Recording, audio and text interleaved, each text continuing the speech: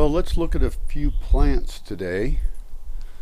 It is currently late September 2022, and there's so many cool plants to look at. And I've been talking to people who are interested in reforestation and thinking about what they can plant where they're at. And today, I'd like to look at a few around here. One of them's out here. It's some kind of a aloe family plant, and what's cool is that it's flowered a bunch right now. It looks kind of like a red hot poker. It's not. It looks like an aloe flower, duh. And these don't reproduce here from seed, so they're not in any danger of being invasive or anything. But they do reproduce really well from cuttings, so you can just cut a piece of it off. We'll go down there and take a look. There's really too many to look at. I look around and there's just thousands of species.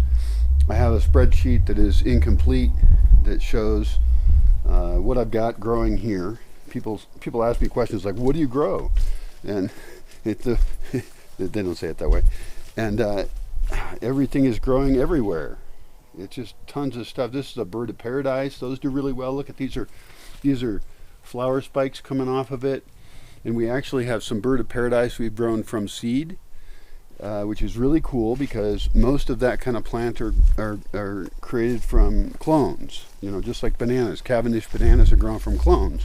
And that's a massive risk for the plant itself. Now let's pass by some papyrus here that grows surprisingly. I always think papyrus needs more water, but it survives. And we can make paper out of that papyrus, paper. And there's a red hot poker that currently doesn't have flowers, but is a really great plant. Look, it has seeds all over it, but it doesn't reproduce from seeds here. That's okay, because then I don't have to worry about it being invasive. Anyway, here's that plant I was talking about, the aloe plant. Look at this pretty flower. Yeah. Look at that's pretty.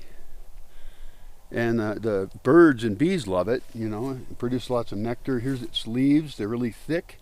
So these do well in this kind of place that has a lot of drought-like conditions a lot of the year. And you see in here there's pieces of it we can just cut off and then put them in the ground and they'll just grow. In this case, it's kind of a succulent or something. And so we would cut the piece off and then just let it lay there on the ground for a couple days to kind of heal.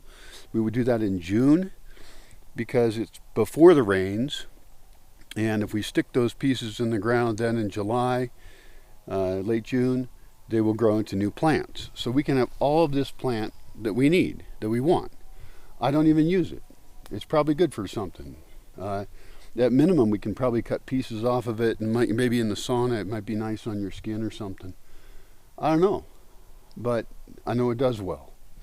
So I want to get more like this, other similar species to this. And there's different classes of plants I think about here. I did mention the invasiveness issue. I'm always concerned about that. So any plant that I bring in has to go through a process of being accepted, because I have to make sure I'm not the idiot who introduced some bad plant here. But there's lots of stuff I can grow that there's zero risk. That's a whole other topic, is invasiveness of plants, but I'm not worried about it at all for the way I do things. The madrones are doing fantastic. Here's a baby madrone right here. These are trees, and they're propagating very heavily. This is just going to be one more rambling video, isn't it? See, I'm going to start a different channel. I'm going to start a channel where I each video has a very specific topic, and I make an outline for it and I research it first, and it's actually useful. But hey, you're watching, so hang out with me if you like. I've got some yucca trees over here growing. I've got quite a few. None that flower yet because they're not that mature, and so I want to get them to flower. I don't know who introduced that. It probably isn't native, but it's around. And that's where I got it. Here's a banana over here I'm growing. It's a musensete. It's a baby. I've got big ones. Here's an avocado tree. There's another avocado tree.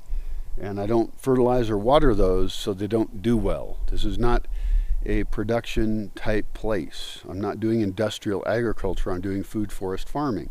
And so most of the plants suffer quite a bit. I'm a very mean farmer. The bamboo over here is doing very well. I grow this dog. Dog is not a plant. My Buddha lawn could be better. I should probably eat something. Anyway, this bamboo is great. It's a golden bamboo, and it's not invasive here. In this one spot, it is kind of invading. It's spreading.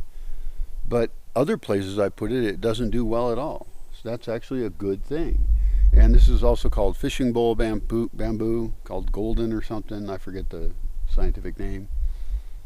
We topped off this pine tree here. It's just growing back. I should top it off again because it's going to become more annoying in this particular location.